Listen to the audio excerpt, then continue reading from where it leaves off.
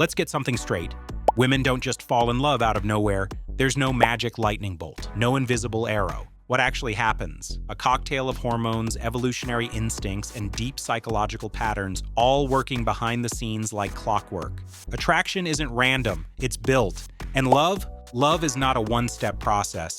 It's a multi-stage evolution, each phase carefully designed by biology to serve a purpose, starting with lust. But not the kind of lust pop songs are obsessed with. The real thing. One that's shaped by thousands of years of human survival. Now here's the wild part.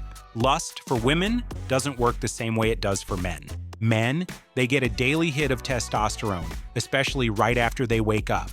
That's why morning moods often come with testosterone floods the body, boosts desire, and boom, game on. But women, they run on a monthly schedule. Their primary lust driver is estrogen, and that peaks right before ovulation.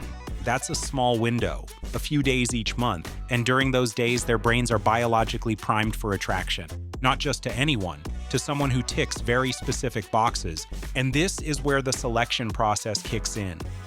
Because here's a truth most men aren't ready for. Women are way more selective when it comes to choosing who they feel lust for. Blame evolution.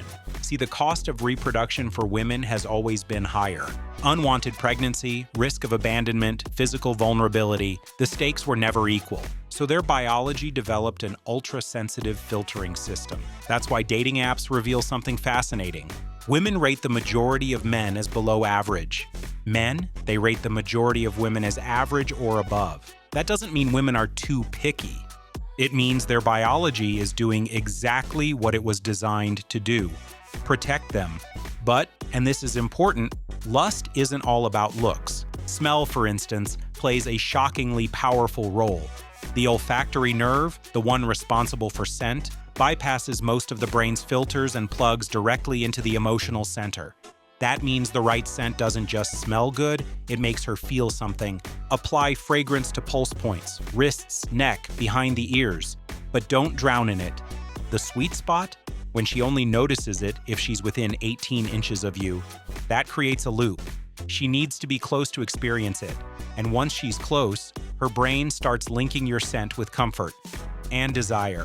And let's not forget the beard situation. In a study from the University of New South Wales, women rated 5 levels of facial hair: clean-shaven, light stubble, heavy stubble, light beard, and full beard. The winner? Heavy stubble. That short, rough edge that says masculine without shouting aggressive. Why does that matter? Because subtle signals shape perception. And facial hair sends more than a grooming message. It sends evolutionary signals: strength, maturity, capability. So with scent dialed in and facial hair tuned just right, what comes next? The body. Not abs, not height, not Greek god aesthetics. Strength. A 2023 meta-study found that women rate physical strength, not leanness, not size, as the most attractive quality in a man's body. Not surprising. Historically, strength meant protection. Protection meant survival. But get this, you don't even have to be a competitive lifter. The perception of strength is enough. Broad shoulders, upright posture, confident walk, they all signal capability. And this is where things start to shift. Because now, it's not about looks anymore. The next stage, it's about how you act. This is where lust begins transforming into attraction. And attraction? That's a deeper game. Attraction is built in micro moments. Subtle things. The way someone remembers your favorite drink. The pause before a compliment. The silence that feels comfortable. In 2022, a fascinating study mapped out love languages, not just what people give, but what they want to receive. Women, they lean toward time, presence, undivided attention. Men, more touch. And that mismatch can cause friction, unless you know how to play both sides of the court. Because it's not just how much time is spent, but how it's spent. Let's talk about the 5-to-1 ratio. According to Dr. John Gottman, who can predict divorce with over 90% accuracy, healthy relationships have one thing in common. For every one negative interaction, there are 5 positive ones. Not 4, not 3, 5. Why? Because of something called negativity bias. The brain remembers negative events more vividly than positive ones, 3 to 5 times more. It's a survival mechanism. Our ancestors had to remember the danger more than the dance. So one bad moment sticks, and it takes 5 good ones to balance the scale. But here's the secret. Those positive moments don't have to be grand gestures. They just have to be shared. Psychologists call it the shared reality effect. Couples who have private jokes, inside phrases, or silly nicknames feel closer. It's us versus the world. And when women start using those nicknames for you, that's not just flirting, that's bonding. Want to make it even stronger? Mix in the unexpected. Not chaos, unpredictability. Every now and then, do something that breaks the pattern. A random message in the middle of the day. A surprise plan. A shift in rhythm that keeps the dopamine flowing. That's how the reward system stays hooked. Because remember, brains love patterns, but they crave surprises. Now let's be honest, there's one part of attraction that can't be faked. Humor. Women are drawn to men who make them laugh. Not just because it's fun, but because it signals intelligence, confidence, and adaptability. But here's the twist. Men don't care as much about how funny women are. They care more about whether she laughs at their jokes. It's biology again. Humor isn't just for fun, it's a mating signal. And once the attraction is formed, love starts sneaking in. That brings us to the third stage, attachment. This one goes deep. See, the way someone attaches in adulthood often traces back to early childhood. Secure, anxious, avoidant, disorganized. These are attachment styles, and they play a huge role in how someone experiences love. But even more powerful than psychology, biology. There's a dynamic called the pursue-withdraw cycle. If one partner starts withdrawing and becoming distant, emotionally checked out, the other starts pursuing. The more one pulls away, the more the other leans in. It becomes a loop. And here's the kicker. Women are biologically more prone to become anxious in that loop. Because in nature, if the male provider starts pulling away, it often means he's leaving.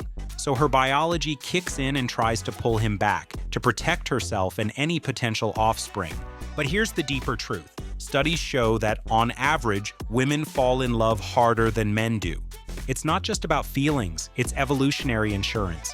And yet there's a breaking point. Most divorces, they happen around year 4 of marriage. Why 4? Because evolution once again had a plan. It takes about 4 years for a child to become independent enough to survive without constant dual support. So once that milestone is passed, nature no longer requires the bond. Of course, modern life is different. People stay together for love, not just survival, but that ancient timeline still leaves a footprint. And this, right here, might actually be the 4th hidden stage of love. Disunity, the phase where the bond either deepens or dissolves. But here's where things get interesting.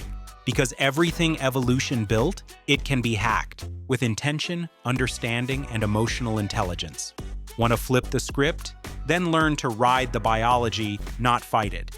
And that begins with understanding how love actually works, from the first scent to the final spark.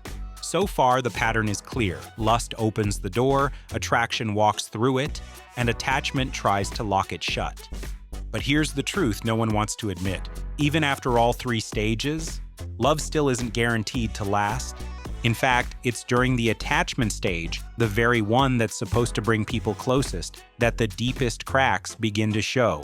Why? Because attachment isn't just warm hugs and comfort. It's about how people handle distance, conflict, and emotional needs. And this is where the pursue-withdraw cycle starts pulling harder than ever. One person starts feeling overwhelmed, emotionally flooded, so they withdraw.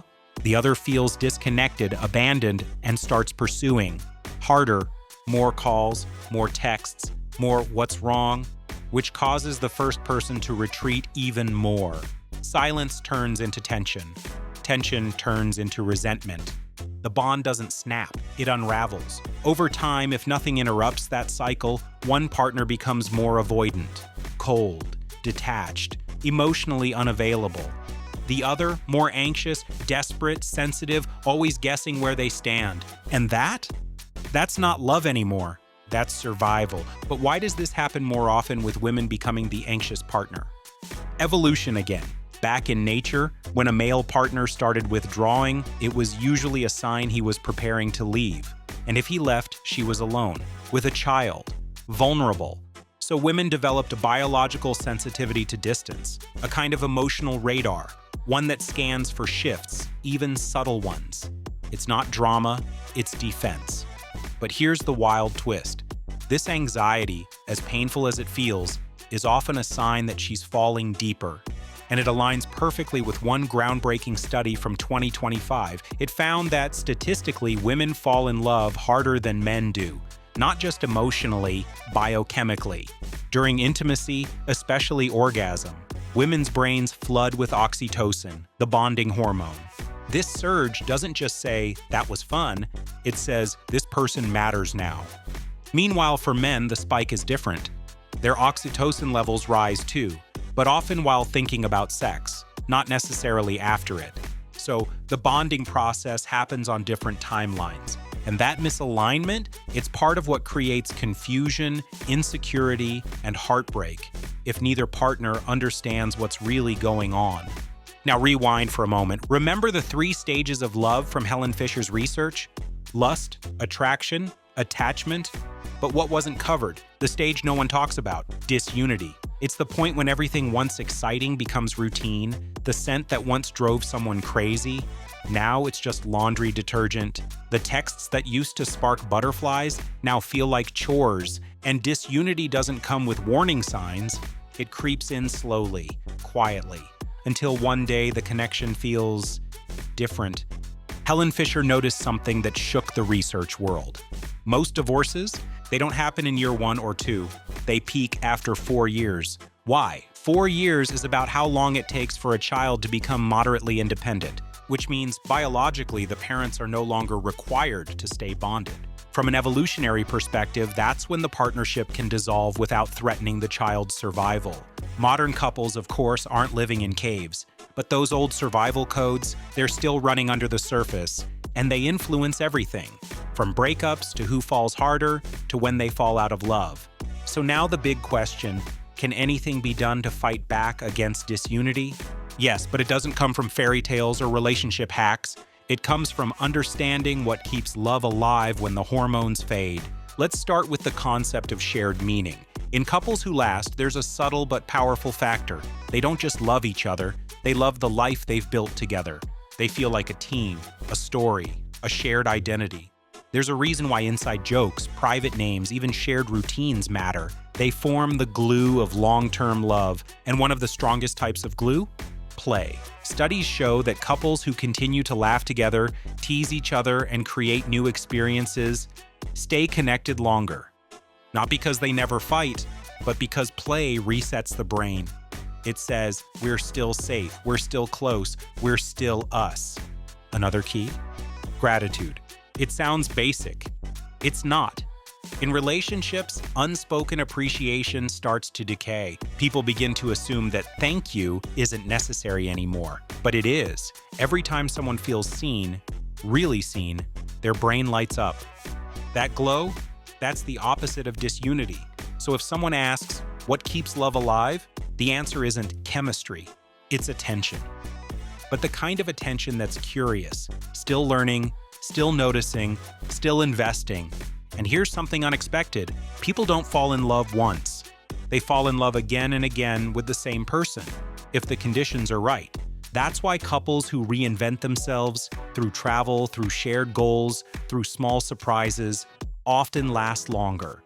They trick their brains into believing something new is happening, even when it's not. Now, for anyone wondering if love can be engineered, the answer is almost. Because love can be influenced. For example, there's a famous experiment where 2 strangers were asked to answer a list of 36 deeply personal questions, ending with 4 minutes of silent eye contact. In a shockingly high number of cases, those people ended up falling in love. Why? Because vulnerability builds connection, and connection builds love. But here's the catch. Vulnerability without safety doesn't work. From the first glance to the final decision, it's all designed to protect, connect, and evolve. And even when things go wrong, it's not failure. It's just a system trying to adapt to make sure love lands in the right place.